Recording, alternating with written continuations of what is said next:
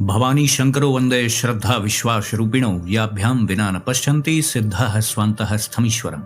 हर हर महादेव। हार्दिक स्वागत करता हूं आप सभी भगवत प्रेमी दर्शकों का आपके अपने ही YouTube चैनल जगत पिता शिव में। भगवान श्री करदमेश्वर महादेव जी की कृपा से आप सभी स्वस्थ सकुशल और प्रसन्न होंगे, ऐसा मुझे विश्वास है। आयुषः क्षण एकोपि सर्वरत्नैर्न लभ्यते नीयते सा वृथा येन प्रसादः सुमहान हो। अर्थात सभी प्रकार के बहुमूल्य रत्नों से भी अधिक मूल्यवान यह जीवन है, जिसका एक क्षण भी वापस नहीं पाया जा सकता है। इसलिए इसे व्यर्थ के कार्यों में खर्च करना ही सबसे बड़ी गलती है, सबसे बड़ी मूर्खता है। आज का प्रस्तुत वीडियो शिव साधना के विषय से संबंधित है। बहुत से दर्शक जनों के इस संबंध में प्रश्न आते रहते हैं और इस विषय पर पहले भी वीडियोस बनाए गए हैं, लेकिन आज के वीडियो में हम इस विषय पर चर्चा करेंगे कि शिव साधक के भीतर कौन कौन से परिवर्तन आ जाते हैं, उसके ऊपर साधना का क्या प्रभाव पड़ता है, किस प्रकार के परिवर्तन आते हैं साधना के प्रभाव से, जो उसे अंदर स्वयं भी अनुभव होते हैं और बाह्य जगत में भी कुछ प्रभाव उसका दिखाई देता है। कुछ बातों का अनुभव तो वह स्वयं अपने भीतर करता है मानसिक रूप से, और कुछ लक्षण बाह्य जगत में भी प्रकट होते हैं। ये प्रभाव या परिवर्तन शिव साधकों पर कब पड़ता है? ऐसा तो है नहीं कि किसी ने जाकर के शिवालय में संकल्प ले लिया कि हे प्रभु, मैं आपकी साधना प्रारंभ करता हूँ और बस उसके जीवन में परिवर्तन प्रारंभ हो जाएगा। यद्यपि बात तो सत्य यही है कि संकल्प लेने मात्र से ही शिव गणों की दृष्टि आपके ऊपर हो जाती है, ऐसा शास्त्रों में वर्णन है। ये कोई काल्पनिक बात नहीं है। बाह्य संकल्प तो फिर भी अलग चीज है। आप हाथ में जल, कुशा, अक्षत, पुष्प, दक्षिणा आदि लेकर के संकल्प करते हैं। वास्तविक संकल्प तो संकल्प शक्ति के द्वारा हमारे मन में लिया जाता है। तो मैं उस संकल्प की बात कर रहा हूं। तो जब वह संकल्प वास्तविक रूप से आपके हृदय में जागृत हो जाएगा, आप दृढ़ संकल्प शक्ति के द्वारा जब वो संकल्प लेंगे अपने मन में, तो उसी क्षण से संबंधित देवी देवता के गणों की दृष्टि आप पर पड़ती है। और वो कोई भी देवी देवता हो, विष्णु जी हों, श्री राम जी हों, कृष्ण जी हों, गणेश जी हों, दुर्गा जी हों, किसी की भी आप साधना प्रारंभ करें और आपने वास्तविक संकल्प लिया है, तो आप उन देवी देवताओं से संबंधित गणों की दृष्टि में तो आ ही जाएंगे। ये बिल्कुल सत्य बात है। क्योंकि आपका ही आध्यात्मिक स्तर अभी बड़ा प्रारंभिक स्तर का है, बहुत नीचे है अभी, तो आप चीजों को अनुभव नहीं कर पा रहे हैं। आपको नहीं पता चल पा रहा है कि कौन आपकी साधना पर दृष्टि रखे हुआ है, कौन आपके भीतर उत्साह जागृत कर रहा है या कौन आपको हतोत्साहित कर रहा है। यह सब बातें आप प्रारंभ में कैसे समझ सकते हैं? आपकी साधना का स्तर बढ़ेगा, आप उत्तरोत्तर प्रगति करते चले जाएंगे, तो फिर सारे भ्रम धीरे धीरे स्वतः ही मिट जाएंगे। जिस प्रकार से किसी वस्तु का स्वाद लेने के लिए आपको उसे स्वयं खाना पड़ेगा ना, उसी प्रकार से इस बात का वास्तविक अनुभव करने के लिए तो आपको स्वयं साधना में प्रवृत्त होना पड़ेगा। लेकिन जिज्ञासावश बहुत से दर्शक जन ऐसा प्रश्न करते रहते हैं कि शिव साधना में हमारे भीतर ऐसे ऐसे परिवर्तन आ रहे हैं, तो क्या हम सही दिशा में जा रहे हैं कि नहीं जा रहे हैं? इस प्रकार के बहुत से प्रश्न आते रहते हैं। तो आज इसी संबंध में हम इस वीडियो में चर्चा करेंगे। जब आप दृढ़ संकल्प लेकर के अखंड शिव साधना प्रारंभ करते हैं, तो आपके जीवन में कुछ परिवर्तन होते हैं। प्रारंभ में ही नहीं, जैसे जैसे आपका स्तर बढ़ता जाता है तो वो परिवर्तन दिखाई देते हैं। जैसे जैसे आपकी आध्यात्मिक उन्नति होती जाती है, तो आपके बाह्य व्यवहार में भी परिवर्तन आता है, आपकी मन स्थिति में भी परिवर्तन आता है। अब यहाँ पर किसी दर्शक के मन में ऐसा प्रश्न आ सकता है कि आप जो परिवर्तन और जो प्रभाव की बात कर रहे हैं, वही परिवर्तन, वही प्रभाव देखने को मिलेंगे, इसकी क्या गारंटी है? आपको कैसे पता ये बात? तो भैया, जो जो बातें बताऊंगा आप स्वयं उसे अनुभव कर लीजिए। तुरंत सुनते ही आपको समझ में आ जाएगा कि हाँ, ये घटना घट रही है कि नहीं। आज नहीं तो कल आपको उसका अनुभव अवश्य हो जाएगा, यदि आप ठीक प्रकार से साधना कर रहे हैं तो। साधना के प्रभाव से कैसे परिवर्तन आते हैं, साधक पर क्या क्या उसका प्रभाव पड़ता है, यह बातें तो केवल अनुभवतीत ज्ञान पर आधारित हैं। जो पहले के महापुरुषों ने, जो गुरुजनों ने जो बातें बताई हैं, उसी के आधार पर इन बातों का निर्णय होता है। जब कोई साधक दृढ़ संकल्प लेकर के अखंड शिव साधना प्रारंभ करता है और ठीक प्रकार से यदि वह साधना में संलग्न है, अब उस साधना का सही ढंग क्या है, सही प्रकार क्या है, यह तो साधना पर निर्भर है। क्योंकि साधनाएं भी विभिन्न प्रकार की हैं। अखंड शिव साधना में बहुत से लोग पंचाक्षरी मंत्र का जाप करते हैं, कोई शिव गायत्री का जाप करता है, जिसको जैसा मंत्र गुरु से प्राप्त हुआ हो वो वैसे मंत्र की साधना अखंड जीवन पर्यंत करता है। जिसने गुरु दीक्षा आदि नहीं ली है तो वो पंचाक्षरी मंत्र का जाप करता है। और भी विभिन्न प्रकार के तंत्रोक्त मंत्र, शाब्दिक मंत्र, वैदिक मंत्र हैं। तो जब साधक पर उसकी साधना का प्रभाव पड़ने लगता है, विशेष रूप से जब वह शिव साधना कर रहा हो, तो सबसे पहले उसके मन में यह भाव प्रस्फुटित होता है कि वह शरीर नहीं है। जिनका आध्यात्म जगत से कोई लेना देना नहीं है, वह तो यह कभी सोचते ही नहीं कि हम शरीर नहीं हैं, हम तो कोई और हैं। हम जो हैं हमें उसे जानना चाहिए, उसे जानने के लिए ही हम यहाँ आए हैं। यह सब बातें साधारण मनुष्यों के मन में नहीं आती हैं। विशेष रूप से जब कोई शिव साधना में प्रवृत्त होता है और जब साधना का प्रभाव उसके ऊपर पड़ने लगता है, तभी इस प्रकार के विचार उसके भीतर उदय होते हैं। तो उस साधक को इस बात का स्पष्ट रूप से अनुभव होने लगता है कि वह शरीर नहीं है। अपने आप को शरीर के भाव से न देखना ये छोटी बात नहीं है, ये बहुत बड़ी उपलब्धि है, क्योंकि आगे का मार्ग फिर इसी के बाद ही तय होता है। जब तक आप देह भाव में फंसे हैं तभी तक तो सारे मार्ग बंद हैं। जिस समय आप देह भाव से रहित होने लगते हैं तभी विभिन्न प्रकार के मार्ग खुलते हैं जो आपको अध्यात्म जगत में बहुत आगे तक ले जा सकते हैं। और शिव साधना प्रारंभ करते ही आपके भीतर यह प्रभाव नहीं आएगा। जैसे जैसे आपकी साधना की उन्नति होती जाएगी, जैसे जैसे आपका स्तर ऊपर होता जाएगा, आपके भीतर यह भाव दृढ़ होता चला जाएगा कि आप शरीर नहीं हैं। सारा झगड़ा इसी बात का तो है। हर साधना जो भगवत प्राप्ति के उद्देश्य से साधना की जाती है, उसका अंतिम उद्देश्य यही तो है। अभी हम मान के चल रहे हैं कि हम शरीर नहीं हैं, अभी मान रहे हैं, लेकिन उसको स्पष्टतः जान लेना, सारा भेद मिट जाना, वही साधना का लक्ष्य है। तो साधक प्रारंभ में मान के चलता है, साधना को प्रारंभ करता है तो वो ये मान के चलता है कि मैं प्रभु का अंश हूँ, प्रभु के पास पहुंचने की व्यवस्था कर रहा हूँ, उसके क्रियाकलाप में मैं प्रवेश कर गया हूँ। भगवत प्राप्ति की साधना का अर्थ क्या है? हम ऐसी प्रक्रिया को प्रारंभ कर दें कि हम अपने घर को पहुंच जाएं, जिस घर का हम मार्ग भूल चुके हैं, जो हमारा वास्तविक घर है। तो शिव साधना के प्रभाव से आपके भीतर सर्वप्रथम देह भाव मिटने लगेगा और आप यह समझने लग जाएंगे, आपको मन में खटका लग जाएगा कि यार मैं शरीर नहीं हूँ, कुछ तो इसमें लफड़ा है, ऐसा आपके मन में आने लगेगा। अभी स्पष्ट उत्तर आपको नहीं मिलेगा क्योंकि अभी तो प्रारंभिक स्तर है। अभी बस ये प्रभाव आपके भीतर आना शुरू हो गया है, जो कि परम शुभ संकेत है, क्योंकि आगे के सभी मार्ग इसके बाद ही तो आपको समझ में आएंगे। अब किसी साधक ने शिव साधना प्रारंभ कर दी और उसको मन में ऐसी शंका भी हो गई कि वह तो शरीर है नहीं, उसका वास्तविक स्वरूप क्या है, उसी के अन्वेषण में वो लग गया है। तो फिर दूसरा परिवर्तन इसके बाद क्या आएगा? वह दूसरा परिवर्तन होगा कि उसकी बुद्धि स्थिर होने लगेगी, और सही कहें तो उसका अंतःकरण स्थिर होने लगेगा। मन, बुद्धि, चित्त और अहंकार, यह चारों मिलकर के अंतःकरण होते हैं। यह चार माध्यमों से हमारा अंतःकरण प्रकाशित होता है, मन, बुद्धि, चित्त और अहंकार। तो इनमें स्थिरता आने लगती है। मन भी स्थिर अपेक्षाकृत हो जाता है पहले से, जैसा पहले था आपका मन जब आप साधना नहीं करते थे, और अब जबकि आप साधना में प्रवृत्त हो चुके हैं तो मन में अपेक्षाकृत आपने स्थिरता अनुभव की होगी। मन की स्थिरता ही नहीं हुई तो साधना में आप कर क्या रहे हैं फिर? दूसरा अंग है बुद्धि, तो बुद्धि में भी स्थिरता आने लगती है। शाखावत बुद्धि नहीं होती, शाखाओं वाली जो बुद्धि होती है ना, वो बड़ी विचित्र होती है। ऐसे लोग अध्यात्म जगत में बहुत लंबी यात्रा नहीं कर पाते हैं। अंतःकरण का तीसरा अंग है चित्त, जो चिंतन करता है, तो वह भी अपेक्षाकृत पहले से अधिक इष्ट के चिंतन में प्रवृत्त रहता है। भाई मन आपका आपके इष्ट में नहीं लगा है, भौतिक संसार में दौड़ भाग कर रहा है, तो फिर साधना का क्या प्रभाव पड़ा? यदि साधना सही दिशा में जा रही होगी तो यह परिवर्तन आपके भीतर अवश्य आएगा। देखिए, लिखी सुनी पढ़ी बातें थोड़ी अलग हो सकती हैं, लेकिन अनुभवतीत बातें जो होती हैं ना, वो बिल्कुल सटीक होती हैं। आप सभी लोग अपने मन में इन बातों की कसौटी कर लें। जब मन इष्ट के चिंतन में है ही नहीं, मन इष्टाकार होने का अभ्यास ही नहीं कर पा रहा है, तो फिर आप समझ लीजिए कि किस स्तर की साधना आपकी हो रही। अंतःकरण का चौथा अंग है अहंकार। अहंकार का सही विशुद्ध अर्थ जो है वह अहम भावना है। मैं, मेरा, मेरे लिए, मेरे द्वारा, मैं ये कर दूंगा, मैं ऐसा कर चुका हूँ, मेरे द्वारा किया जाएगा, ऐसा जो भाव होता है इसे अहंकार कहते हैं। तो साधना सही दिशा में जा रही होगी तो आपके अहंकार पे भी इसका प्रभाव पड़ेगा।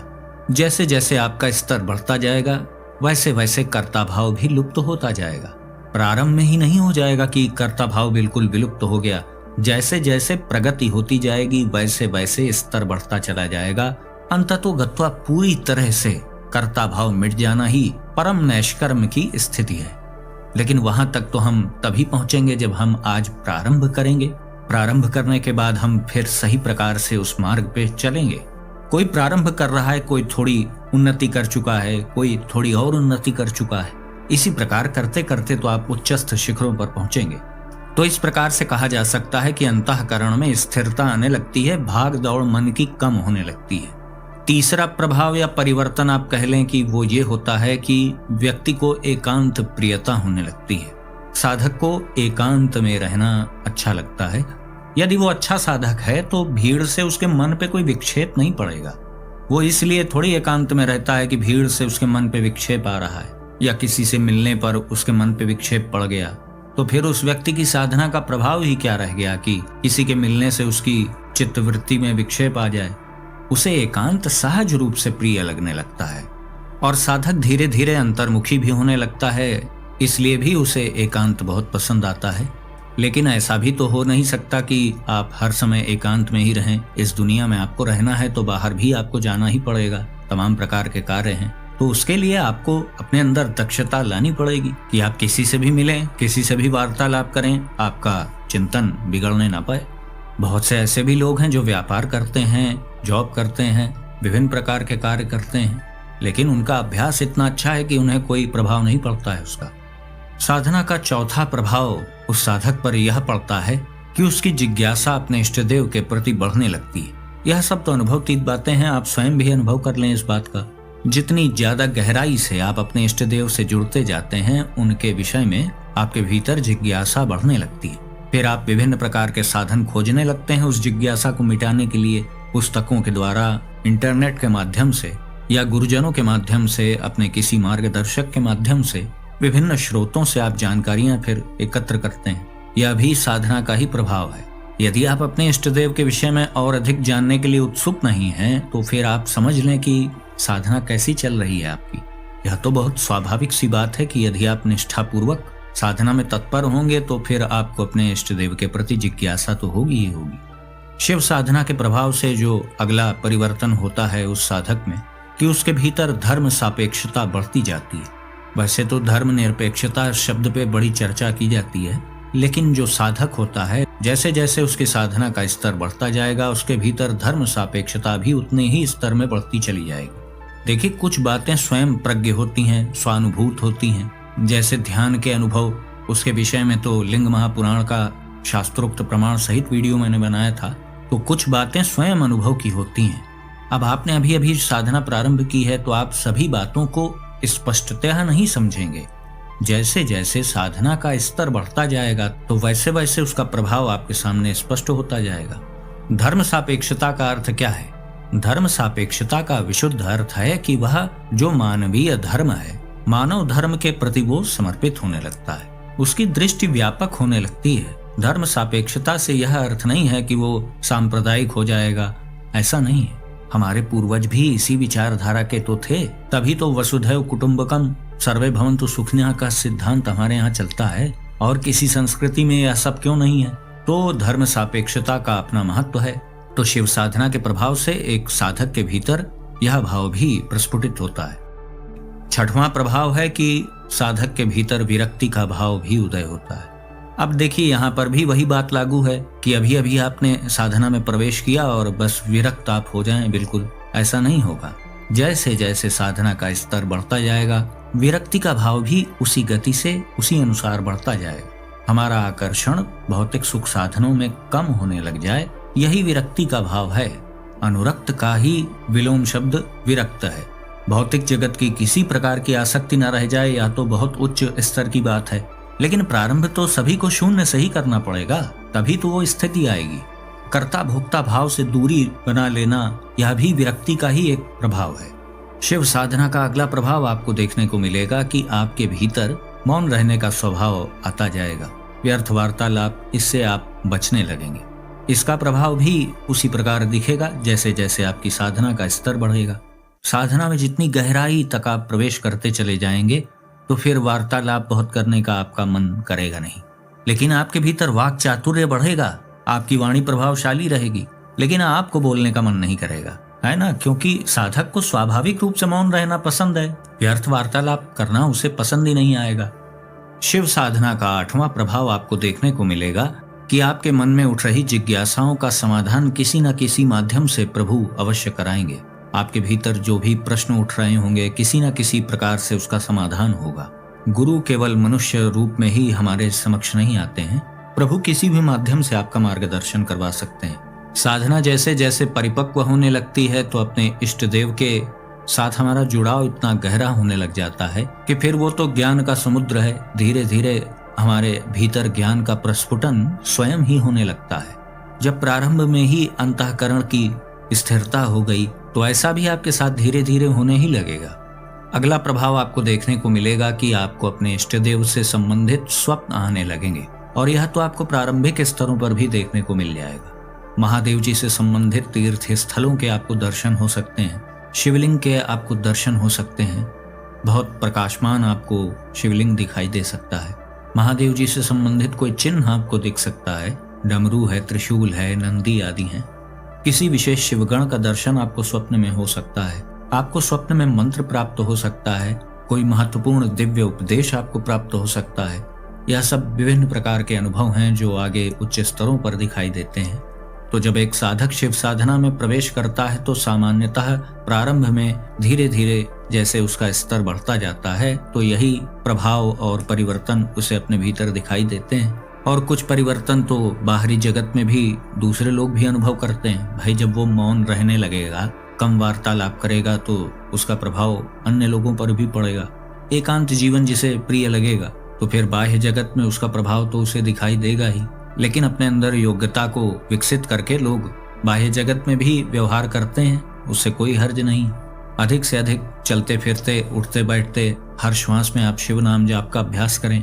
यदि श्वासों में आपको नाम जाप करने का अभ्यास कठिन लगता है तो आप मानसिक रूप से निरंतर नाम जाप करने का अभ्यास कर सकते हैं। जो लोग युगल नाम जाप करते हैं, सांब सदा शिव नाम का जाप, तो वो लोग उसका जाप कर सकते हैं। अधिक से अधिक जाप करने से तात्पर्य यह है कि आप अधिक से अधिक अपने चित्त को अपने इष्ट देव से जोड़ करके रखें। नाम जाप का महत्व क्यों है? क्योंकि उससे आपका इष्ट देव से जुड़ाव बना रहता है। इसलिए नाम जाप सर्वश्रेष्ठ साधन है और इसमें पवित्रता अपवित्रता का बंधन नहीं होता। और सबसे बड़ी बात है कि चलते फिरते, उठते बैठते किसी भी परिस्थिति में, महिला हो, पुरुष हो, वृद्ध हो, बालक हो, कोई भी इसका आसानी से जाप कर सकता है। ना इसमें गुरु दीक्षा का बंधन है, किसी बाह्य कर्मकांड की इसमें आवश्यकता नहीं है।